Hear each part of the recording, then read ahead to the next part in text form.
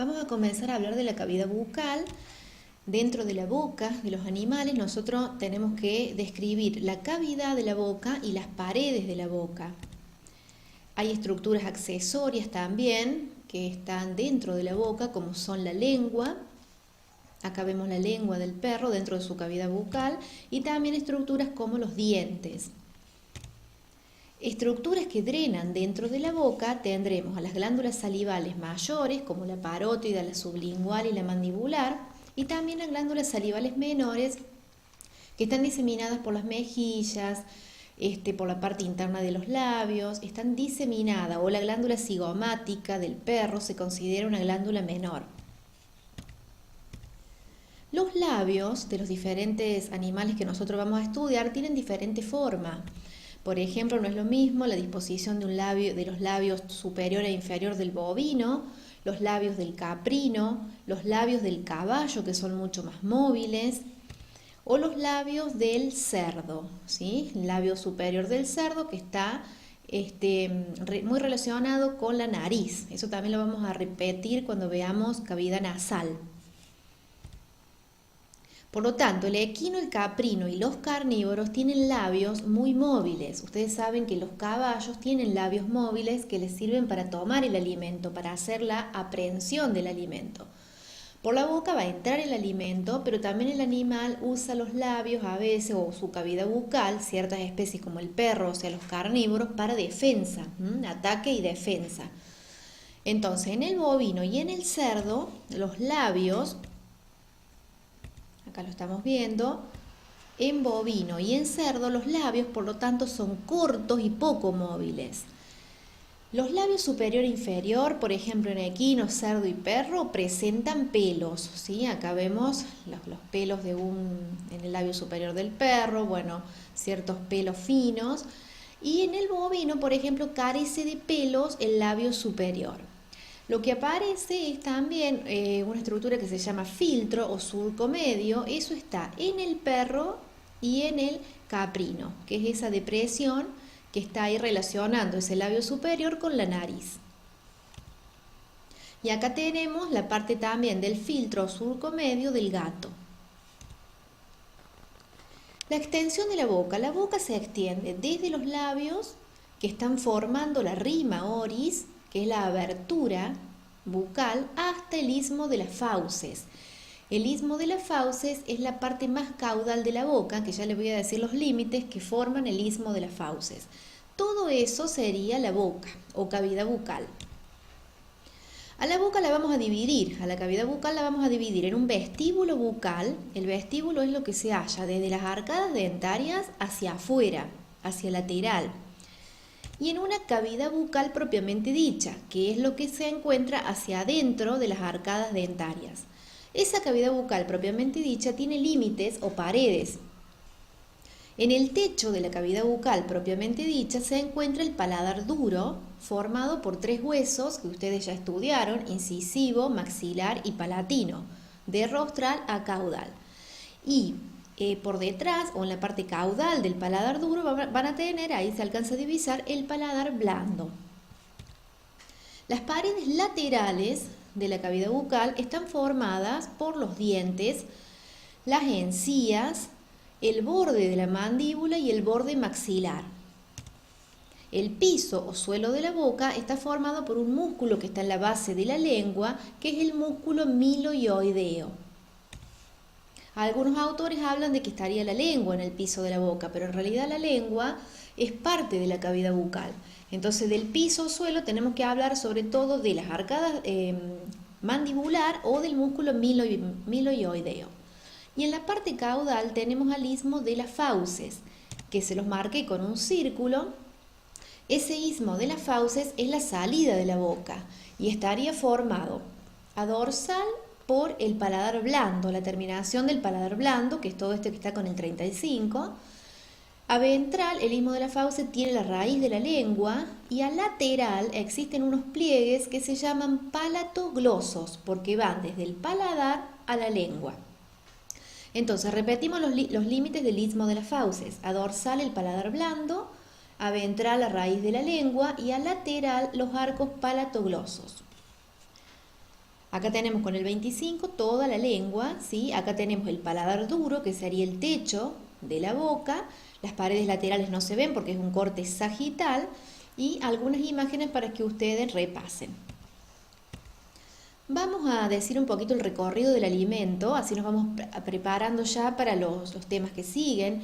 Los órganos digestivos, el alimento va a ingresar por la boca, va a pasar a la faringe, que es un órgano que muy importante, que también lo vamos a ver en la clase de hoy. Luego el alimento se dirige al esófago, del esófago, que es un tubo que pasa también por el cuello, ingresa el esófago hacia las distintas cavidades del cuerpo, tiene que atravesar cavidad torácica, pasar a la cavidad abdominal y desembocar el esófago en el estómago.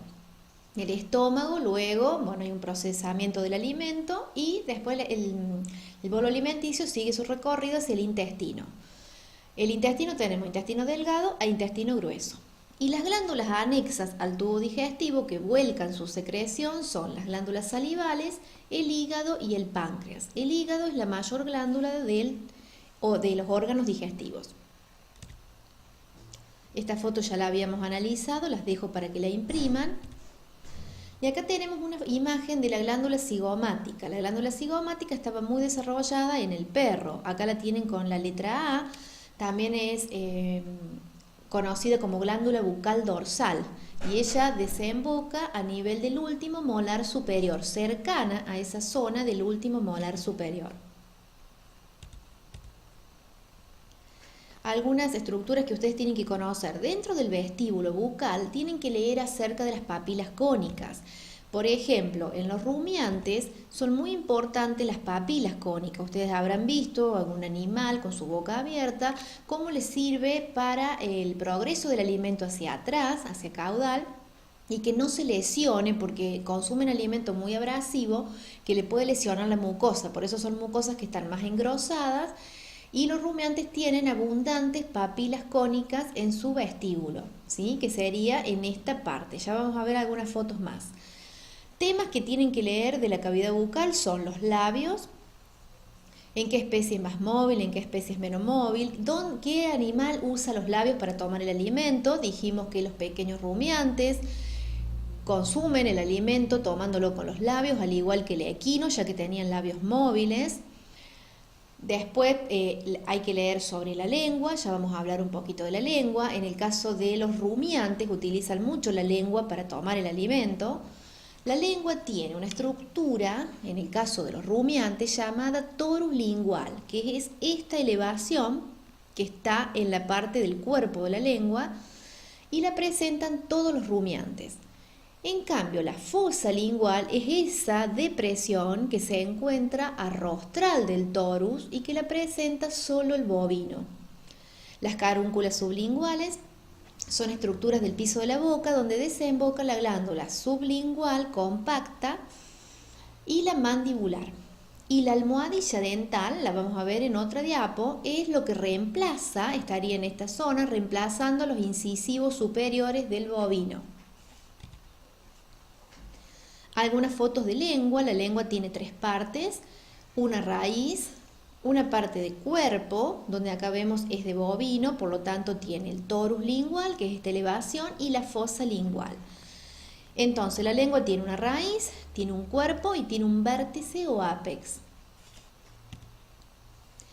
Las mejillas, hablando un poquito, volvemos a hablar del tema del vestíbulo. Estas son las papilas cónicas, ¿sí? Estaban solo bien desarrolladas en rumiantes.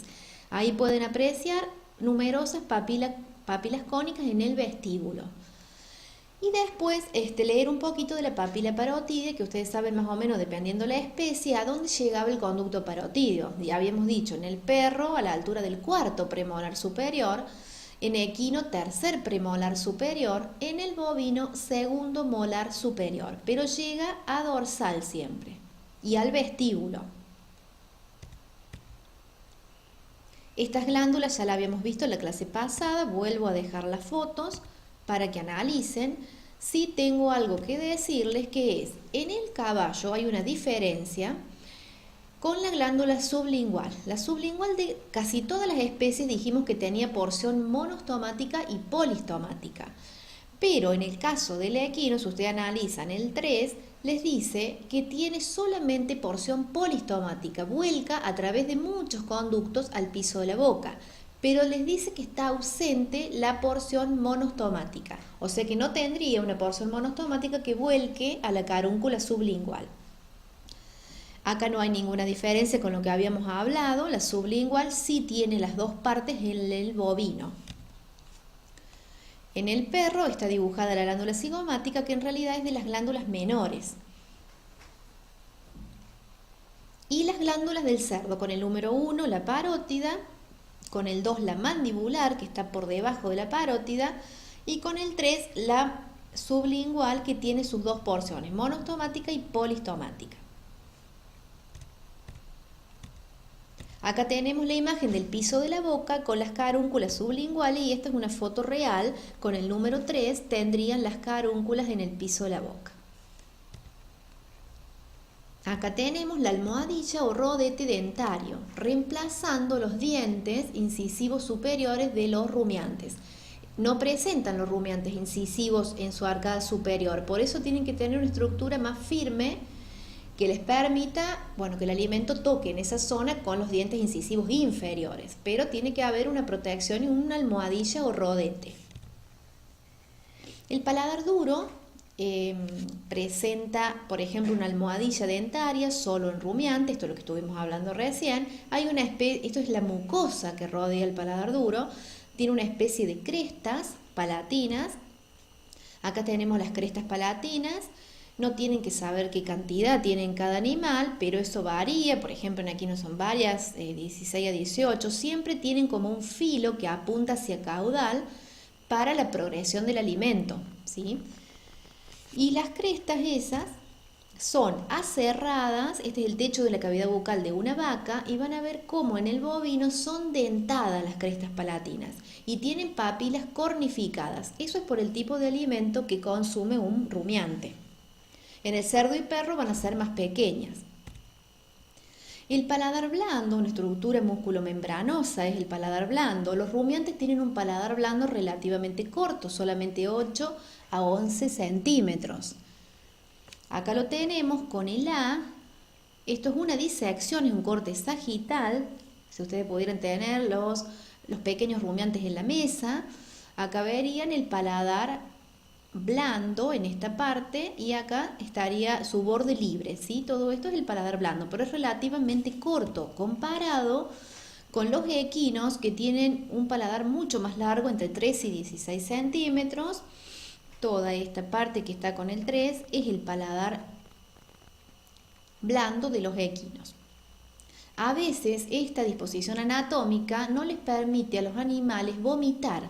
No es tan sencillo para un caballo regurgitar su alimento, no es que no lo puedan hacer, pero le es mucho más difícil vomitar y también respirar por la boca, ¿sí? Si ustedes le tapan los collares a un equino bastante tiempo, no puede estar, le falta el aire, no puede respirar por la boca como podría hacerlo otro animal que a veces puede abrir la boca, o incluso el humano. Ante una necesidad de aire, uno abre la boca y cierta cantidad de aire podría pasar hacia la faringe y la laringe. Ya lo van a entender más la clase que viene. Pero vamos a introduciendo más o menos este concepto. Al tener el paladar blando largo, hay dos contraindicaciones, por decirlo así, para el equino. Que le cueste más vomitar y que no puede ingresar aire por la boca. Este paladar largo, blando del perro también es relativamente largo, está con el número 4. Pero el perro tiene otra disposición porque tiene una cavidad bucal muy amplia. El perro es un carnívoro, entonces su cavidad bucal está más adaptada. Aparte es un animal que muerde y traga trozos bastante grandes, no mastica mucho, ¿sí? Por sus cualidades de ser un carnívoro. La lengua, dijimos, era un órgano muscular que tenía 3 partes, una raíz, un cuerpo y un ápex. Acá tenemos la raíz con el 1, el cuerpo con el 2 y el ápex con el 3.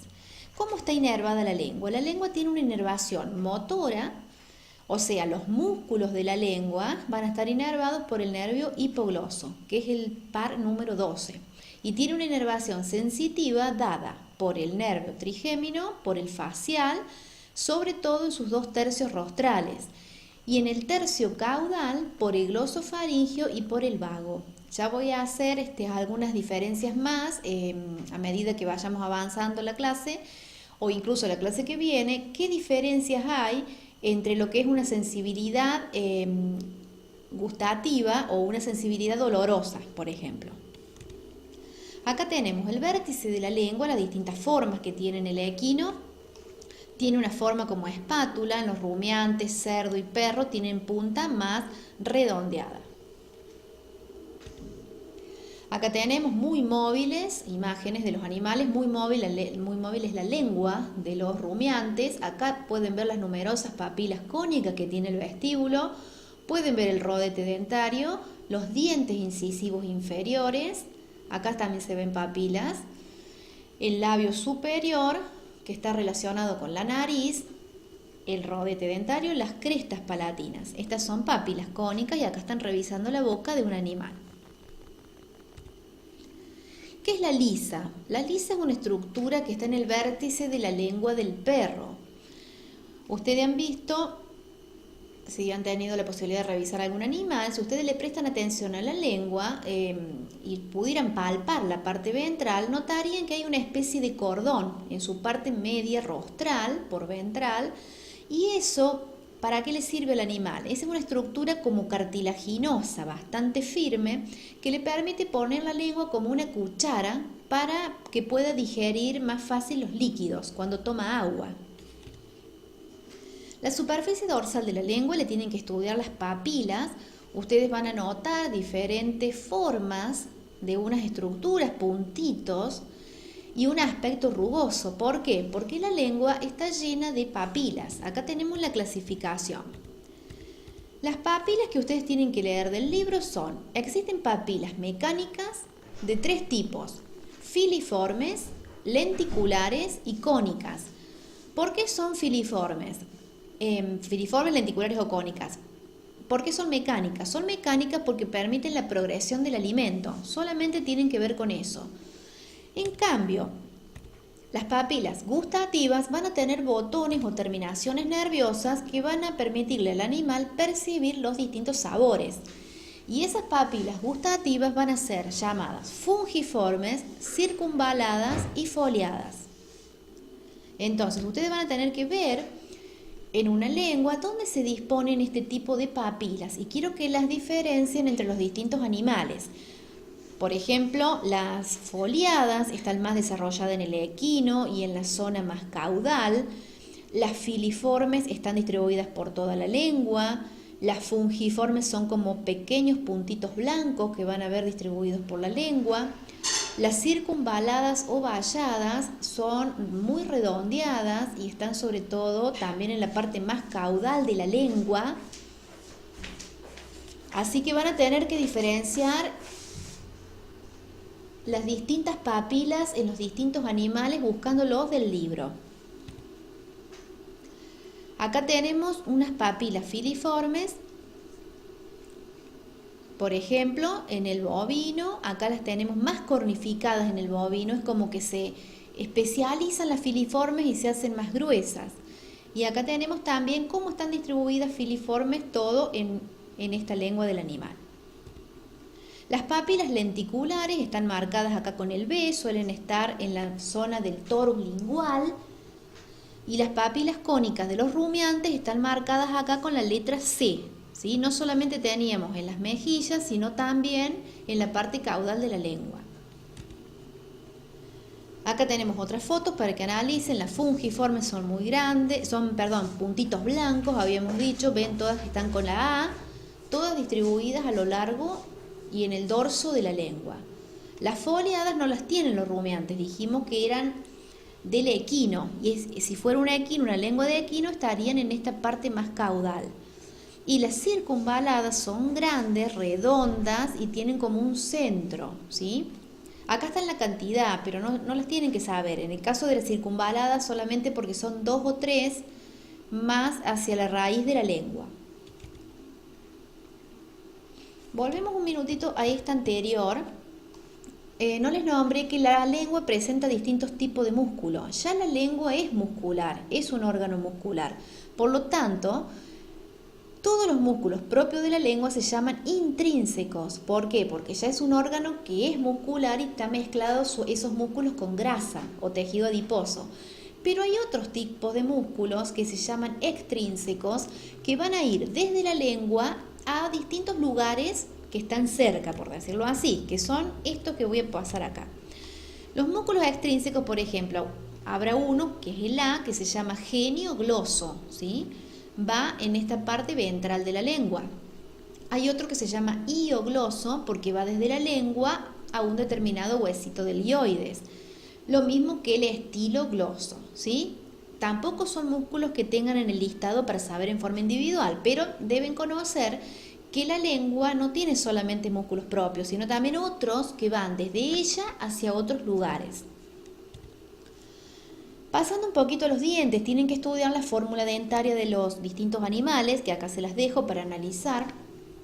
¿Por qué una fórmula dentaria se escribe de esta manera? Siempre tenemos dientes, ¿qué van a ser? Esta es la fórmula permanente, ¿no? Tenemos que ver ahora la decidua o temporaria, nos interesa más la permanente.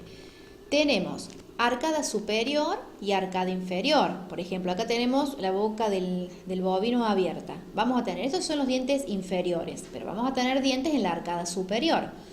Por eso se escriben como una fracción. Todo número que esté arriba es de la arcada superior y todo número que esté abajo en el denominador es de la arcada inferior. Entonces tenemos distintos dientes: incisivos, caninos, premolares y molares. El bovino dijimos que no tenía dientes incisivos superiores, tenía un rodete dentario, por eso se escribe como 0 arriba. Entonces el bovino tenemos que decir incisivo 0, 3, 3 incisivos inferiores, 0, 1, un canino inferior. Premolares tiene 3 en la arcada superior, 3 en la inferior, lo mismo que los molares. ¿Por qué se multiplica por 2? O sea, todo eso se multiplica 2 por todo eso. ¿Por qué? Porque cuando nosotros damos esta definición, estamos viendo la mitad derecha, por ejemplo, o la mitad izquierda de la boca. No estamos viendo toda la boca. Entonces, si yo trazar una línea acá al medio, estos son los 3. Esto es de un equino, ¿sí? Tiene 3 incisivos superiores y 3 inferiores. Yo acá estoy viendo los 3 inferiores del lado derecho. Y estos son los 3 del lado izquierdo. Por eso, como veo solamente una mitad, al multiplicar por 2 me queda la boca completa.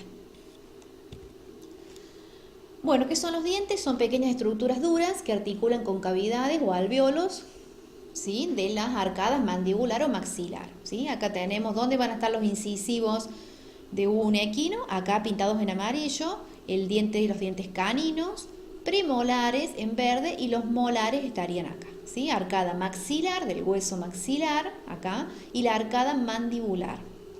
Pero acá tenemos también el hueso incisivo participando.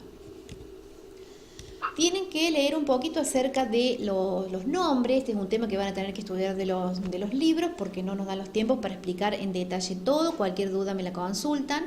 Un diente tiene una corona, tiene un cuello, que es la parte media, y tiene una raíz. Las 3 partes principales: corona, cuello y raíz. Después hay un ápex de la raíz. Hay una cara, que es la cara oclusal muy importante, que está con el 5, que es la que va a contactar. Es donde contacta un diente con el otro, ¿sí? Y un borde cortante que está más o menos desarrollado dependiendo qué tipo de diente y de animal sea.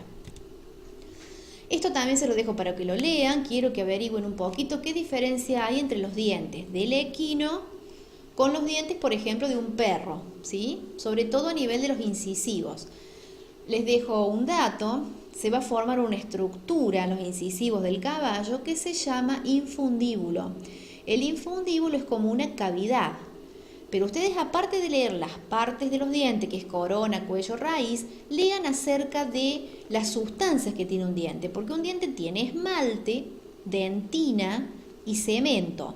Fíjense en cómo en ese infundíbulo el cemento que está en verde llega a invaginarse, se mete hacia adentro. Entonces hay que leer un poquito la teoría porque es un tema largo.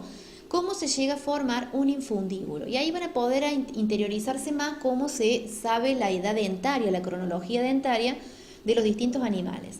Y les va a aparecer, por ejemplo, qué es lo que es la estrella dentaria, ¿sí? Distintos surcos, distintas formas que van tomando las pinzas o puntas de los dientes. Vamos a pasar a otro tema que es muy importante, que es la faringe. La faringe es una cámara, una especie de cámara en forma de embudo. Acá la tenemos con el número 1, con el número 2. Toda esta parte terminal del paladar blando es la faringe. Es una especie de cámara en forma de embudo, tiene paredes musculares, por lo tanto es de tipo músculo membranosa y es la vía común al aparato digestivo y respiratorio. Porque yo les decía hace un rato que si el paladar blando es muy largo, el caballo no podría respirar por la boca. Porque en realidad para que el animal le ingrese aire, vamos a hacer un poquito el recorrido del aire en esta foto y el recorrido del alimento. Esto que está con el 1 les dice cavidad nasal, ¿sí? El 1 es la cavidad nasal. El aire entra por acá, pasa por una zona de la faringe que se llama nasofaringe y luego entra a la laringe, ¿sí? La laringe acá la tenemos con el 6. El aire entra a la laringe y pasa a la tráquea.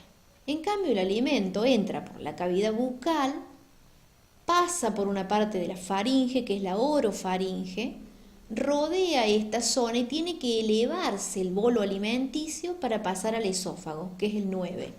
Entonces, miren qué cruce de vías que hay. Cuando el aire entra, en realidad termina como bajando, por decirlo así, hacia la tráquea, y cuando el alimento sube, tiene que cerrarse esta parte, esta tapa que tiene acá la laringe, que es el cartílago epiglótico.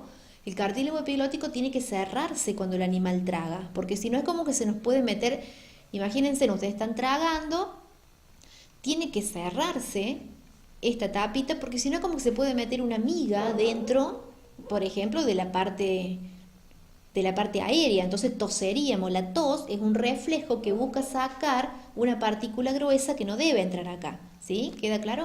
Entonces, entra el bolo alimenticio, se cierra la laringe y el bolo alimenticio sube hacia el esófago. ¿Dónde está situada la faringe? Entre las cavidades nasal y bucal rostralmente y entre el esófago, que está con el 9, y la laringe caudalmente. Les dejo distintas imágenes para que ustedes analicen. La faringe tiene límites, ustedes tienen que leer de los libros los límites de la faringe, tienen que leer acerca del paladar blando, porque el paladar blando es la clave que me permite entender la faringe. El paladar blando me divide en una parte dorsal que se llama nasofaringe, esto es el paladar blando y esto es la nasofaringe. Y en una parte ventral que es la laringofaringe, que sería todo lo que rodea a la laringe, se llama laringofaringe. Y también me suele quedar por ventral, pero más cranealmente, a la orofaringe.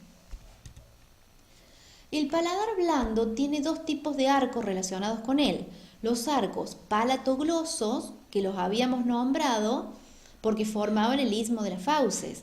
Entonces, los arcos palatoglosos van del paladar blando a la raíz de la lengua, son los más rostrales. Pero también hay unos arcos palatofaringeos que estarían en esta zona.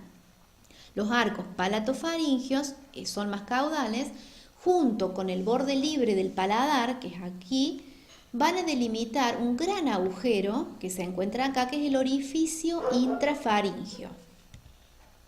Acá con esta flecha les acabo de marcar los arcos palatoglosos. Y con rojo les acabo de marcar los arcos palatofaringeos. Y en realidad se está formando en esta zona el orificio intrafaringeo. ¿Qué comunicaciones presenta la faringe? 7 orificios que tienen que conocer. El istmo de las fauces, que los habíamos nombrado aquí. El istmo de las fauces, ¿qué comunica? Comunica la faringe con la boca, ¿sí? Todo esto es la faringe y la va a comunicar el istmo con la boca. Las coanas comunican la faringe con la cavidad nasal. Se encuentran aquí las coanas, comunican faringe con cavidad nasal que va a estar en esta parte. El orificio laríngeo comunica la faringe con la laringe. Ese orificio laríngeo estaría acá. Y el orificio esofágico comunica la faringe en esta zona con el esófago. Y nos falta el orificio de las trompas auditivas que comunica la faringe con el oído medio, que se encuentra ahí, ¿sí? Esa es una abertura que me va a comunicar a la faringe. Si yo pudiera meterme hacia adentro, meter un dedo, que eso lo hacemos en la disección, ustedes van a ver que hay como un conducto aquí dentro. Cuando yo meto un dedo puedo abrir esa abertura y si yo pudiera seguirlo con una sonda, llegaría al oído medio. A mitad de camino, por decir así, entre esa abertura y el oído medio, a mitad de camino va a haber una estructura que se llama bolsa gutural. Las bolsas guturales son un divertículo de las trompas auditivas. La clase que viene, si no les mando más información, pero ya vamos a seguir hablando un poquito más de las trompas auditivas y de las bolsas guturales del caballo. ¿Por qué son 7 los orificios, chicos? Tienen que ver cuáles son impares y cuáles son pares. El istmo de la fauce es uno solo, entonces tenemos 1, el orificio laríngeo 2, 3, 4, 5 porque este es par y las coanas son pares. Por eso si sacan la cuenta, coanas y trompa auditiva son pares y los otros son impares. Les dejo un resumen de la cavidad faríngea, toda la teoría la tienen acá. ¿Qué tiene la nasofaringe de importante que transporta el aire? Va desde las coanas hasta el orificio intrafaríngeo. A dorso lateral de la nasofaringe está el orificio de las trompas auditivas.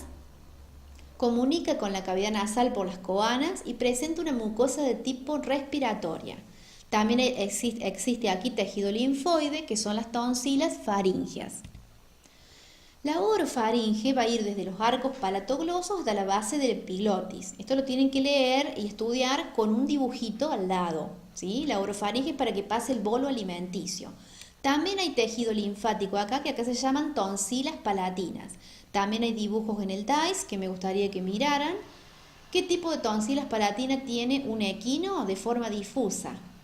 El carnívoro tiene una fosa tonsilar y el bovino un seno tonsilar. Todo eso dentro de la orofaringe.